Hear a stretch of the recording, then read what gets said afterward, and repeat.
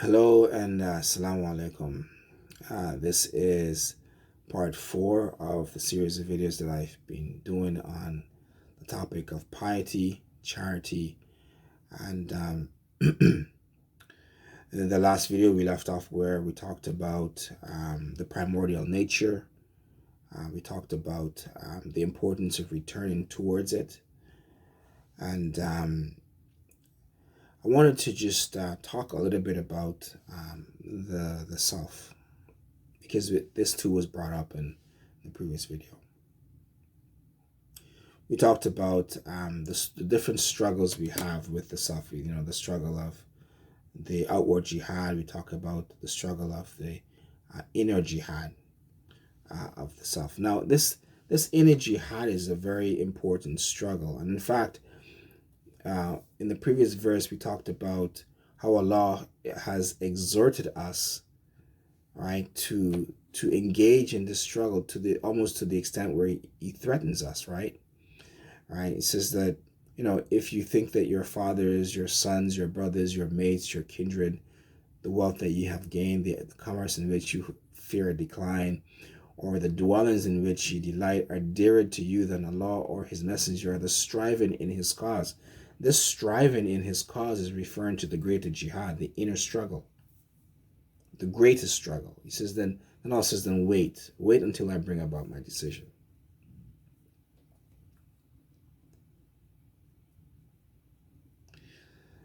And this inner struggle is so important in Islam that it oftentimes, unfortunately, goes unmentioned, right? Because typically the focus usually tends to be on the imams and our love and veneration for them. And of course, there's good in mentioning and talking about these topics, but sometimes they can be like, an eclipse, as it were, and we lose sometimes the thread of the fabric of Islam, and sometimes it really ever gets talked about. And inshallah, hopefully we can talk about it here and make some sense of it. Now, in Islam,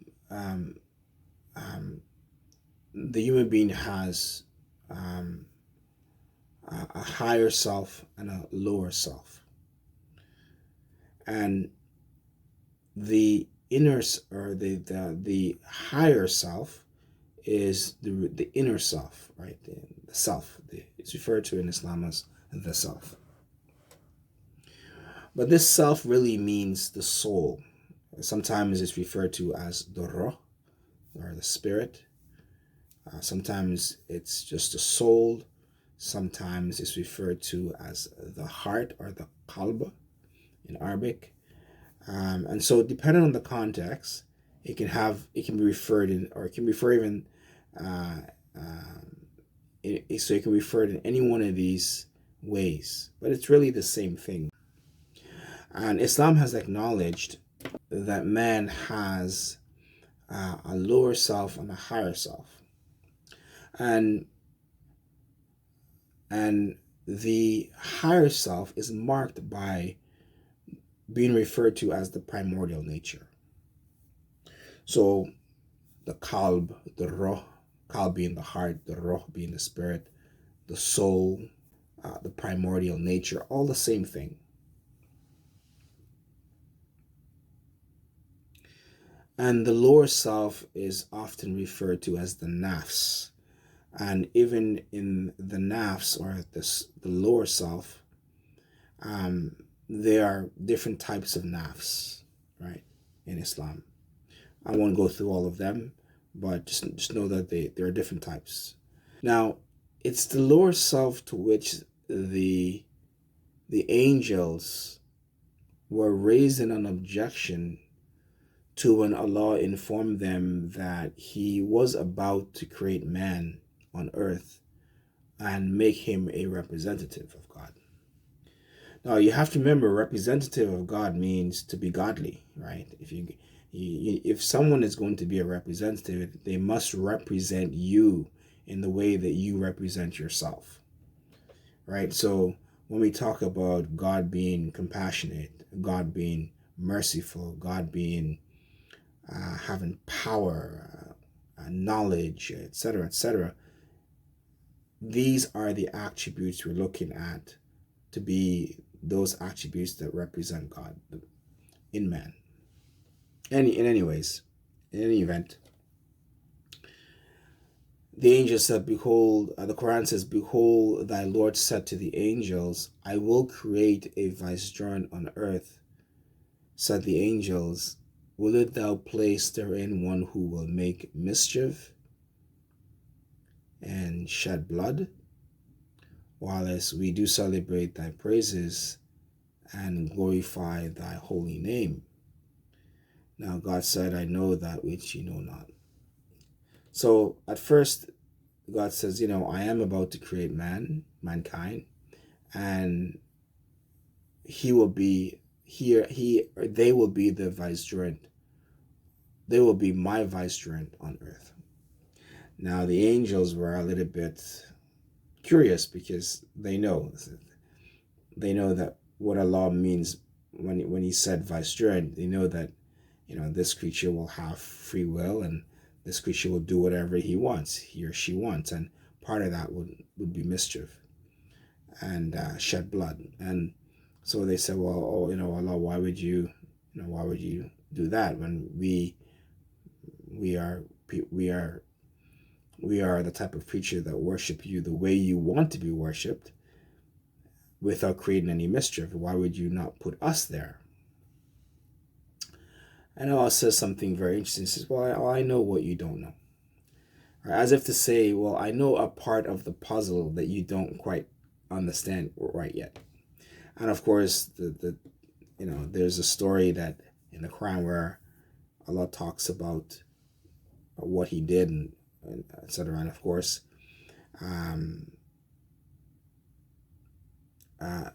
but what's important here for this particular discussion is that the angels were alerting God to the fact that man's nature would be base and thus violent and prone to corruption. Essentially that of a lower natured being, while theirs were higher, more refined, and inclined to the worship of God, aptly right to represent God on earth. But God said he knew what they knew not, and went to demonstrate the higher nature of man, his primordial nature, or the Hanifa, which is a state of being that became a reality when God blew his spirit into the body of Adam. This spirit is our higher self, the primordial nature. It alone has the capacity to best represent God on earth. The spirit is the conduit of God's knowledge and positive attributes that can be actualized and engendered in the one who strives with their self and their property. And its scope and power is best exemplified in a saying from a Hadith Qudsi. The Hadith Qudsi goes as follows: neither my earth nor my heaven can contain me, but the heart of a believing servant contains me. Now, let me just back up a second here, because I said a lot. I just want to sort of decompact some of what I've said here. So the angels objected because they recognize the base nature of man to cause mischief and corruption. But God recognized that he had made Adam's nature different than he had made the nature of the angels, and that they didn't understand.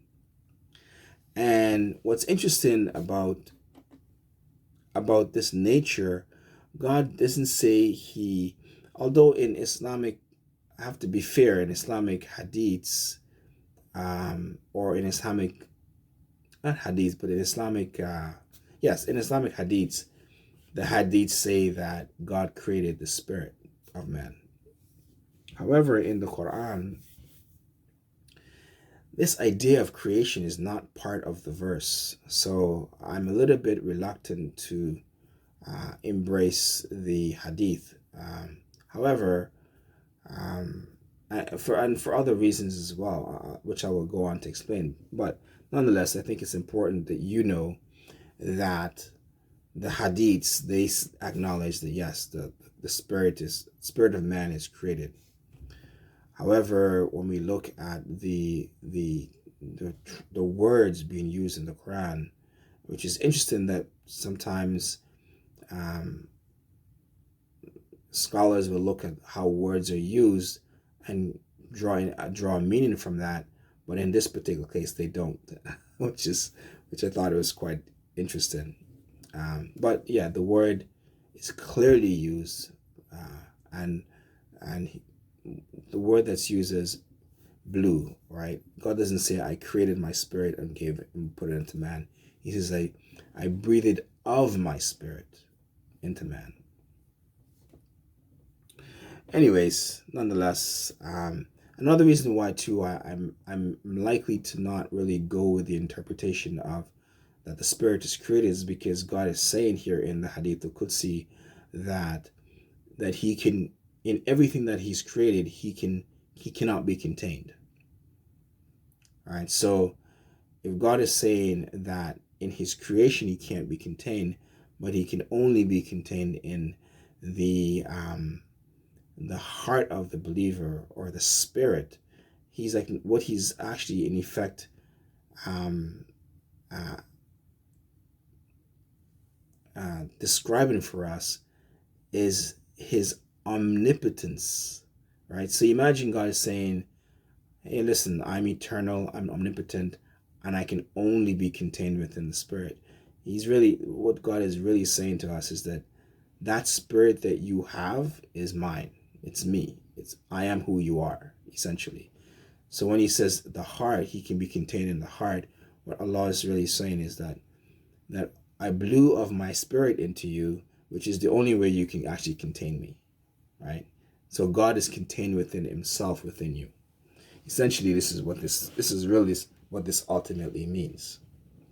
Now, a lot of Muslim scholars would rightly would not rightly, but they would reject this particular type of perspective because they believe that the spirit is created. But it's neither here nor there.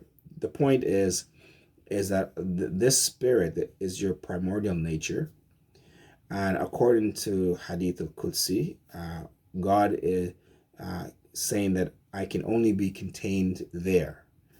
Now, for what it's worth, I would not I wouldn't take that very lightly because I mean, if the greatest thing of all time and ever will be is telling you that, or me, that hey, I can be contained here, which essentially is a being that's uncontainable. It's telling you I can be contained there. It's really an admission of something that basically means, God is saying that I am that thing. I mean, I can only be contained in myself. Essentially, it's what that means. So God is our primordial nature. Okay, this is what it means. This is why they say when God says that, there's hadiths that say, he who knows himself knows his Lord. This is really what that means.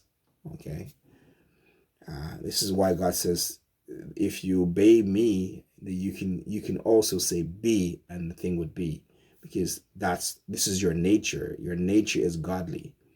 Okay, and that is why God said this is there's no altering the creation of God. This is how it is. You can't change that. That is God himself. That aspect of who you are. Anyways, so And this nature, this spirit, has alone the capacity to best represent God, because whether you believe it's created or whether you believe it's uncreated, it has all the positive attributes of God, with the exception of perhaps some. Now, I don't want to get too much into that, because then it loses focus from where we're going. But um,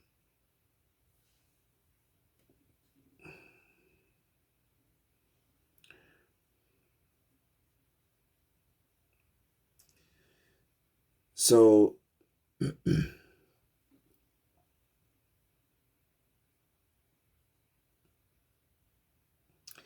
so this hadith is not meant to be taken literally in a physical sense, but rather metaphysically, to underscore the essential likeness of the Spirit of God and God in his essential nature, such that they are essentially the same thing. For what can contain God except God himself? For this is what that hadith means when it says, he who knows his Lord knows, he who knows himself knows his Lord. Yet this knowledge of the self or the spirit isn't just a question of information or possessing information. It's an awareness of the self. In the Quran, this self-awareness is expressed as knowledge and judgment, or knowledge and wisdom. Hence, in chapter 21, verse 74, we see it saying, and unto Lot we gave judgment and knowledge, or in the case of John, who was yet still a child, chapter 19, verse 12, it says, O John, take the book with strength, and we gave him judgment as a child. This judgment is a spiritual state of awareness and is the result of one who has given up the attachment to the lower self for the sake of God. The entire purpose of all religious laws, prohibitions, restrictions that promote selfless service, sacrifice, and worship of God is to restrict the dangers of the lower self in order to actualize and bring to the forefront of our personality the presence of the higher self, our primordial nature. The story of Saul best also exemplifies the reality of the lower self. The reality of the lower and higher selves within humanity.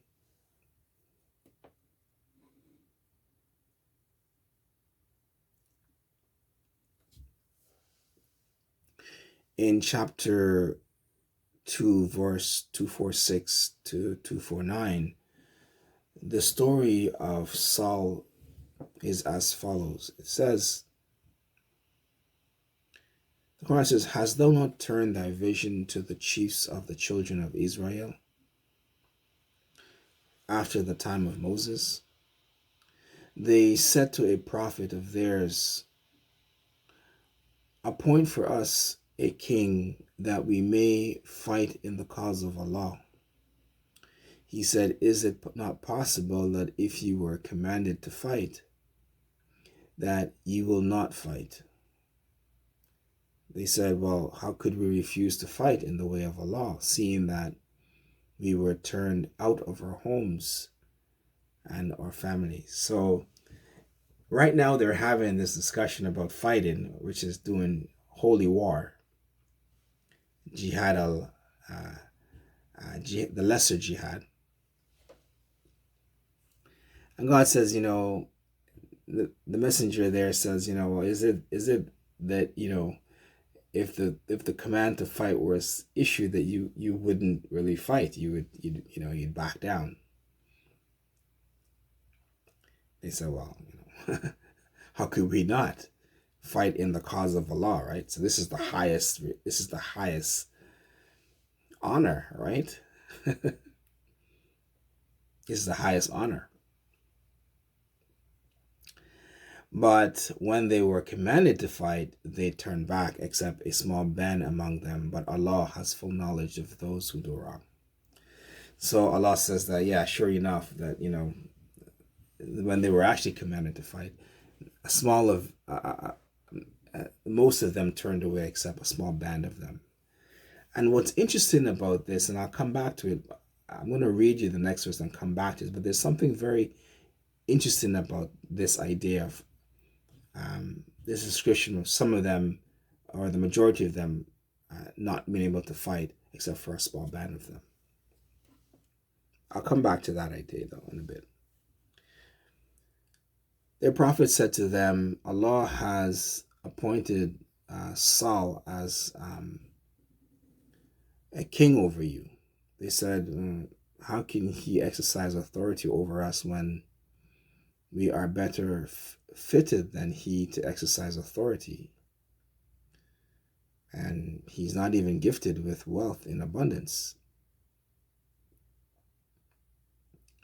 So, they asked for a king that would lead them into battle, right? And would help them fight conquer their enemies. And here they're saying, well, he doesn't possess the right type of,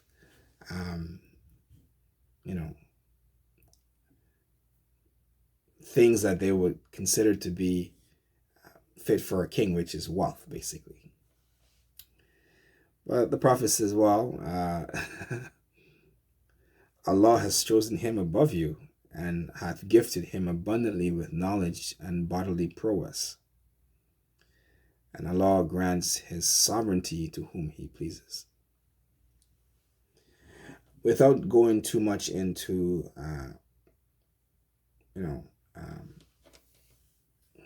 too much tafsir work on this term sovereignty, but it's a very important one.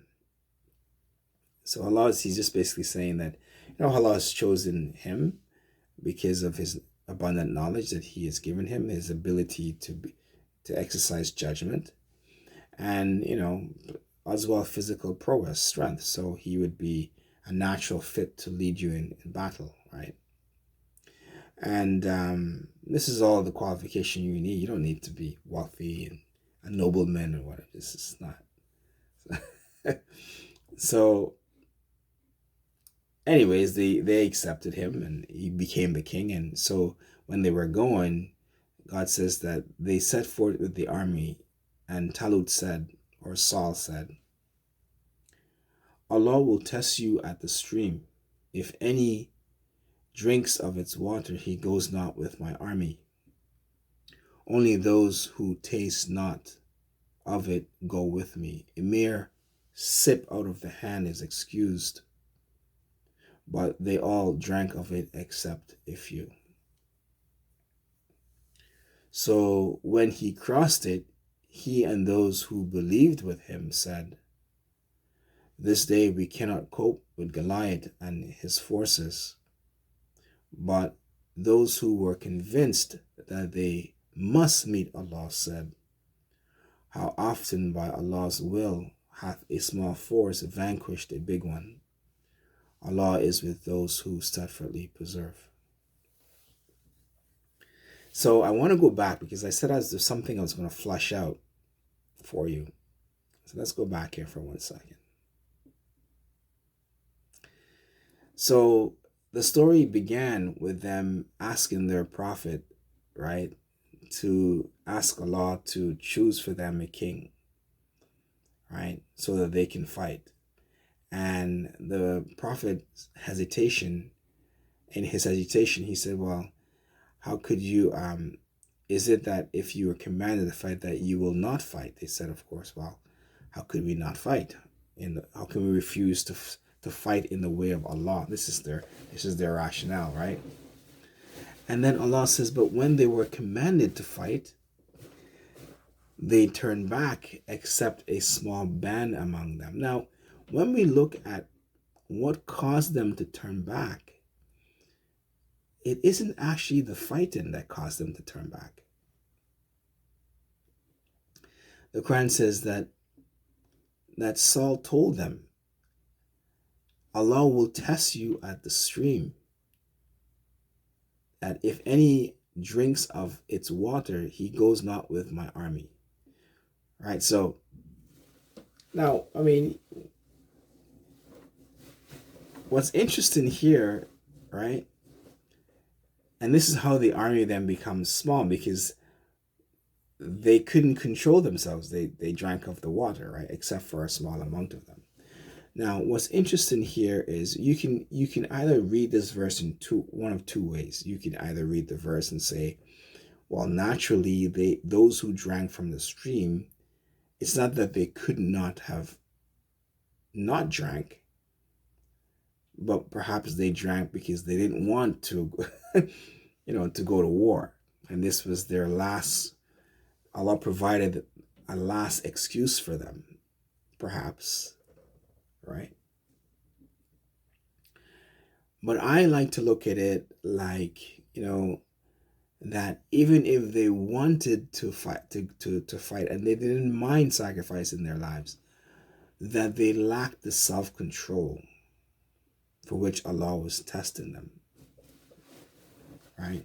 In other words, they lacked the control or the jihad that was required for them to exercise control over themselves, of not drinking from the stream or only taking just a handful of water to drink.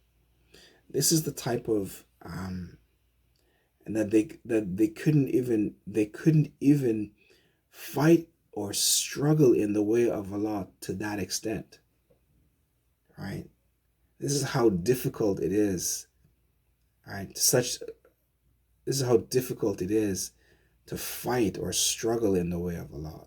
Sometimes it's harder than actually being on the battlefield and fighting, because you can fight on a battlefield and survive and live to see another day. But sometimes it's harder to do other things that requires less physical effort. And so Allah says about them that they didn't fight in His way. This is why Allah says about them, He says that, but when they were commanded to fight, they turned back, except a small band among them. Right? So Allah is saying that these men that failed at the stream turned back. They were turned back, right? Because they lacked the fighting spirit of jihad, the jihad al-akbar. To obey Saul's instructions to refrain from drinking from the stream was to obey Allah. Allah, of course, was testing their hearts to see who would submit as a Hanif to His command, who would be inclined to obedience. And we see that in chapter 49, verse 14, Allah says in the Quran, the desert Arabs say, we believe. Say, O Muhammad, Allahumma salli ala Muhammad wa ali Muhammad. Ye have no faith, but ye only say, we have submitted our wills to Allah. For not yet has faith entered your hearts, but if you obey Allah and His Messenger, He will not belittle out of your deeds. So Allah was testing them at the stream to see who would submit, who would be true Muslims, right? This is what it means to be Muslim, who would submit. This is why I quoted this verse where Allah is telling the messenger to tell the desert Arabs that they shouldn't say that they believe, that they should say we submit, because this is the most important thing in Islam or in religion, is that you submit to the orders of Allah, right? You submit to the prescriptions of Allah. This is the first and most important thing. Why? Because from doing that, faith becomes then something that can enter the heart, right? So for that's why the verse is, for not yet has faith entered your hearts, right? So just submit. So when they got to the stream, they were being tested to see who who would submit, right? Who would fight in the way of Allah. Because Allah wants to actualize faith, or this primordial nature in man, but first test us to see who among us are willing to put our trust and faith in Him and follow the laws and guidance He has laid down for us, even when it may seem difficult and disadvantageous. Allah promises that if we do, He will not let the good we do go unrewarded or to waste, right? He will give us a reward of Himself in this life or the next.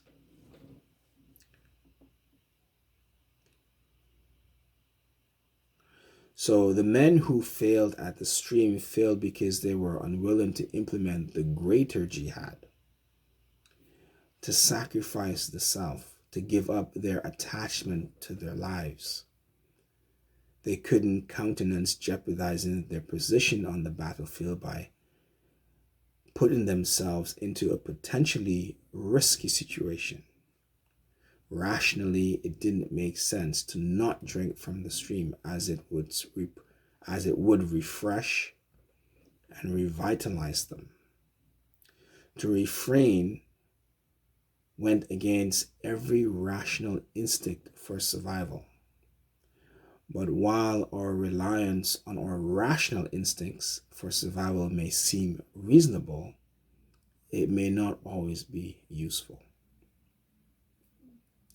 Faith and trust in Allah is far more superior in God's eyes. For this reason, God described a smaller band among Saul's men as convinced that they must meet him. Men who were willing to renounce their attachment to this world and all they hold dear by sacrificing their lives and perform their duty. Men who placed the greater jihad above all else, both at the stream and on the battlefield. Such men remain perfect examples of what it means to strive in the way of Allah.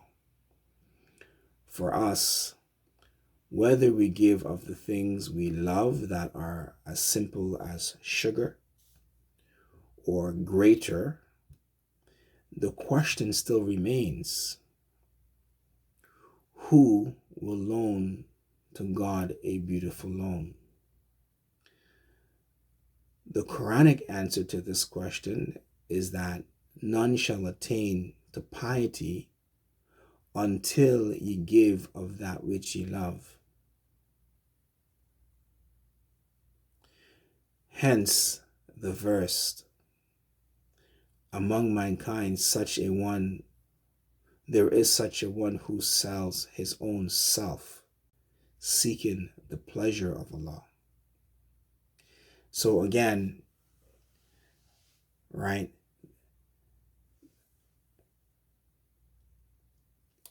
what it ultimately means to be pious in Islam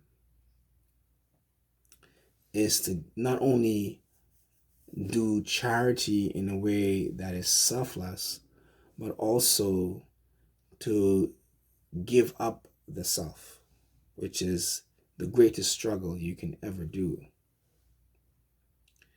This is the ultimate loan that you can offer Allah. Being able to do that requires you to be selfless. It requires you to sacrifice everything of your life and of your death. This is the ultimate object of Islam. I want to thank you for sticking with me if you have thus far. I want to thank you for your time. I encourage you to like or subscribe to the channel. And as always, I appreciate your support. And I look forward to seeing you again. Assalamu alaikum and take care for now.